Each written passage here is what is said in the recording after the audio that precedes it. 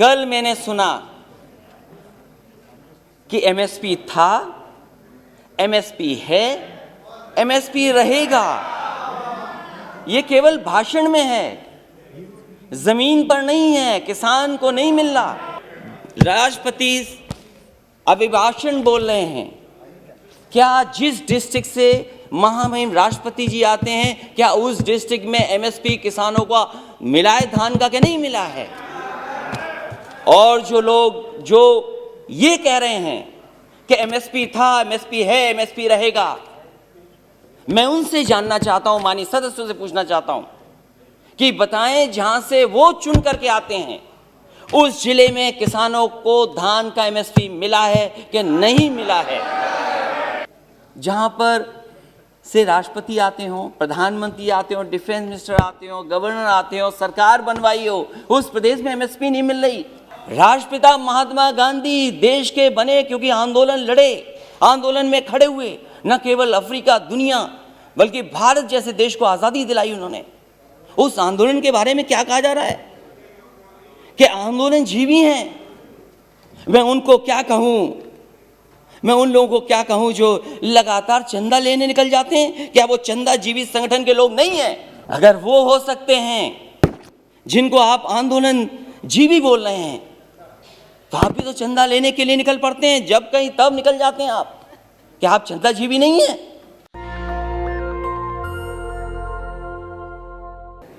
इस देश के बहुत ही सीनियर नेता और जम्मू कश्मीर के कई बार मुख्यमंत्री रहे, उन्होंने बहुत ही भावनात्मक बातें कही और इतनी इमोशनल बातें कही उन्होंने। वो हमारे भारत की पहचान है।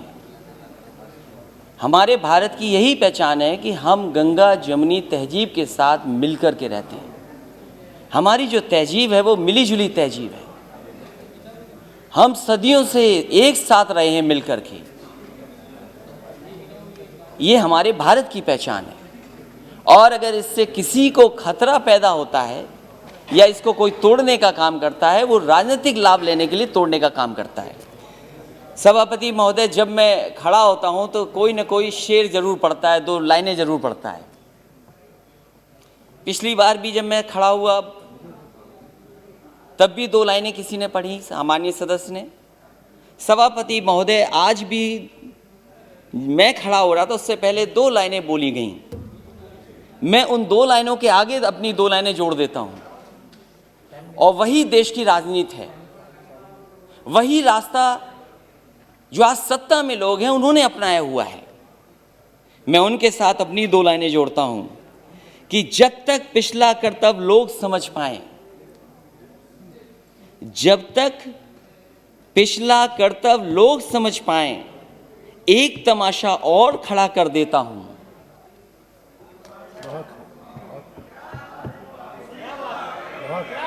सभापति महोदय, ये जो हमारे सामने सत्ता में बैठे हैं वो समझ गए हैं। और बात मैं इसलिए भी कहता हूं, कल मैंने सुना कि एमएसपी था, एमएसपी है, एमएसपी रहेगा। ये केवल भाषण में है, जमीन पर नहीं है, किसान को नहीं मिल रहा। और अगर किसान को मिल रहा होता सभापति महोदय, तो दिल्ली घेर करके किसान ऐसे नहीं बैठता। और ये जो किसान बैठे हैं, मैं उनको बधाई देता हूं। इन किसानों ने न केवल 2, 3, 4 स्टेट बल्कि पूरे देश के किसानों को जगाने का काम किया। मैं जिस प्रदेश से आता हूं सभापति महोदय, मैं इनसे जानना चाहता हूं कि उस प्रदेश की जनता ने 2 बार इनकी सरकार बनवाई है। 2014 में भी समर्थन मिला जनता का, 2019 में भी समर्थन मिला।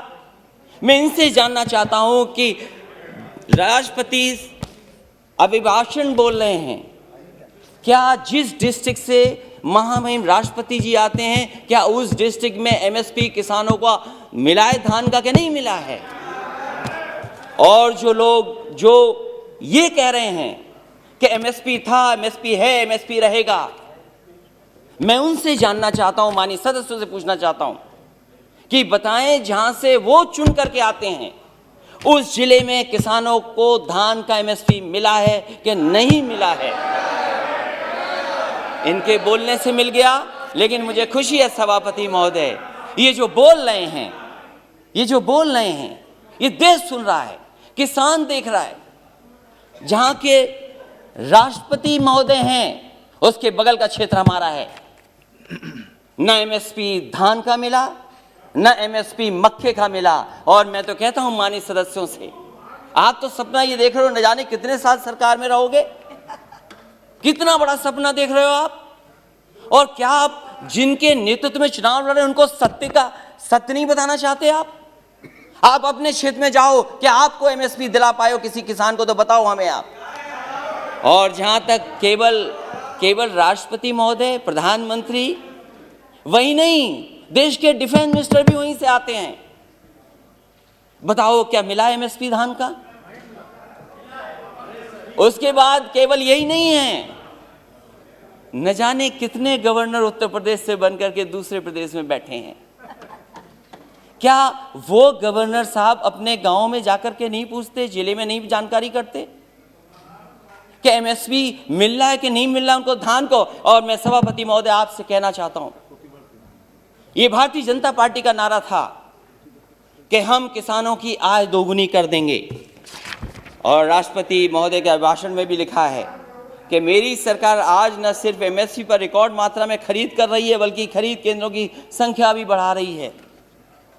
कहां खरीद केंद्र बने थे उत्तर प्रदेश में? मुझे खुशी है सरकार इन प्रयासों को, हमारे किसान अपने परिश्रम से और बढ़ा रहे हैं। और खाद्यान्न रिकॉर्ड, जहां पर से राष्ट्रपति आते हों, प्रधानमंत्री आते हों, डिफेंस मिनिस्टर आते हों, गवर्नर आते हों, सरकार बनवाई हो, उस प्रदेश में एमएसपी नहीं मिल रही। और क्या व्यवहार रहा है आपके, क्या व्यवहार रहा किसान, क्या व्यवहार है आपका, क्या व्यवहार रहा किसानों का? अब भारत के इतिहास में अवसर आएगा तब बताइएगा, भारत के इतिहास तो बताइएगा, प्लीज तब बताइएगा। भारत के इतिहास में ऐसा व्यवहार किसानों के साथ कभी नहीं हुआ हुआ सभापति महोदय। क्या क्या नहीं कहा गया किसान लोगों को, क्या नहीं कहा गया, अपमानित किया गया, और वो दिल्ली आकर के अपनी बात ना कर दें। प्लीज माननीय मंत्री जी कुछ कहना चाहते हैं जी। सर, मुझे एक बहुत विनम्र आग्रह करना है आपके विचारार्थ। राष्ट्रपति जी के अभिभाषण पर धन्यवाद का एक चर्चा चल रही है सर। राष्ट्रपति जी की एक परंपरा होती है, प्रधानमंत्री, गवर्नर सबके लिए कह रहे हैं, लेकिन राष्ट्रपति जी के जिले में एमएसपी मिला कि नहीं मिला, ये एक बार आप परंपरा को देख लें। इस तरह का संदर्भ मेरे 20 साल के संसदीय अनुभव में नहीं होता है। जी जी, वो भी मुख्यमंत्री रहे। आपने इंगित किया है, देख लेंगे। नहीं, मैं सभापति महोदय, अगर मंत्री जी ने ये बात, राष्ट्रपति का संदर्भ नहीं ले सकते हैं। सभापति महोदय, अगर ये सभापति महोदय अगर ये कोई संदर्भ में नहीं आए, लेकिन कम से कम हम जाने तो सही। ओके, देख लेंगे, ओके देख लेंगे लिखा है। और प्लीज कंटिन्यू सर। राष्ट्रपति sir, that's all I am स्वागत है, प्लीज उनके बगल की स्वागत है, बैठ जाइए। वो मुख्यमंत्री रहे हैं, वो भी जानते हैं, मुख्यमंत्री रहे उत्तर प्रदेश के जी। ऐसा व्यवहार किसानों के साथ कभी नहीं हुआ। और कितना अपमानित किया गया उनको, क्या क्या कह करके नहीं बुलाया गया उनको। और ये जो तीनों कानून है वो केवल इतना चाहते हैं, जब ये सरकार कह रही हम किसानों के लिए कानून बना करके लाएं, अगर किसान उन कानून को नहीं स्वीकार कर रही है तो सरकार क्यों नहीं कानूनों को वापस लेती है? जिनके लिए ये कानून बना है, जिनके लिए कानून बना है, वो कानून नहीं चाहते हैं, तो सरकार को आखिरकार कौन रोक रहा है? और क्या ये आरोप ठीक नहीं है कि कॉर्पोरेट घराने को लिए आपने कारपेट बिछा करके इन कानूनों को लाने का काम किया? आपने, आप जनता से चुन करके आते हैं, जनप्रतिनिधि बन रहे हैं, लेकिन लगता यहां पर है सदन में बैठ करके आप धन प्रतिनिधि बन करके आए हैं। और क्या कहते हैं आप? जो लोग आंदोलन कर रहे हैं उनके लिए आप क्या कहते हैं? जो आंदोलन, ये देश आजाद हुआ आंदोलन से, न जाने कितने अधिकार मिले आंदोलन से। वोट डालने का महिलाओं का अधिकार आंदोलन से मिला। न जाने कितने आंदोलनों से नेता निकले बन करके। राष्ट्रपिता महात्मा गांधी देश के बने क्योंकि आंदोलन लड़े, आंदोलन में खड़े हुए, न केवल अफ्रीका, दुनिया, बल्कि भारत जैसे देश को आजादी दिलाई उन्होंने। उस आंदोलन के बारे में क्या कहा जा रहा है कि आंदोलन जीवी हैं। मैं उनको क्या कहूं, मैं उन लोगों को क्या कहूं जो लगातार चंदा लेने निकल जाते हैं? क्या वो चंदा जीवी संगठन के लोग नहीं हैं? अगर वो हो सकते हैं जिनको आप आंदोलन जीवी बोल रहे हैं, तो आप भी तो चंदा लेने के लिए निकल पड़ते हैं, जब कहीं तब निकल जाते हैं आप। क्या आप चंदा जीवी नहीं है? और फिर आप कहते हो कि मंडी मॉडर्नाइज करेंगे, मंडी मॉडर्नाइज करेंगे, मंडी मॉडर्नाइज। अब बोलते रहिए आप। मैं सभापति महोदय मैं कहना चाहता हूं, मैंने पढ़ा कि हम मंडी को मॉडर्नाइज करेंगे, इंफ्रास्ट्रक्चर बनाएंगे। देश में सबसे बेहतरीन अगर एक्सप्रेस वे कहीं बना तो उत्तर प्रदेश में समाजवादी सरकार ने बनाया। और मैंने हमेशा कहा ये शहरों को जोड़ने के साथ साथ गांव को जोड़ता है। जहां शहरों की अर्थव्यवस्था को बेहतर करेगा, वहीं गांव की अर्थव्यवस्था को भी बेहतर बनाएगा। इसलिए उसके आसपास मैंने मंडियां बनाई। मैंने आलू की मंडी बनाई कन्नौज, फर्रुखाबाद, कानपुर देहात के आसपास के लोगों के लिए। एक मैनपुरी, इटावा और आसपास के लोगों के लिए अनाज की मंडी बनाई। अरे बाबा रामदेव जी से बहुत योगा सीखते हैं ये लोग। उन्हें भी मैंने 500 एकड़ जमीन दी एक मंडी बनाने के लिए। आम की मंडी बनाई। मैं इनसे जानना चाहता हूं, लाखों करोड़ों रुपए इन्होंने मंडियों के इंफ्रास्ट्रक्चर के लिए दिए थे, वो पैसा कहां चला गया? जितनी ईंट लगाई थी समाजवादी सरकार में, उससे आगे मंडियां नहीं बढ़ पाई, वहीं का वहीं काम रुका हुआ है।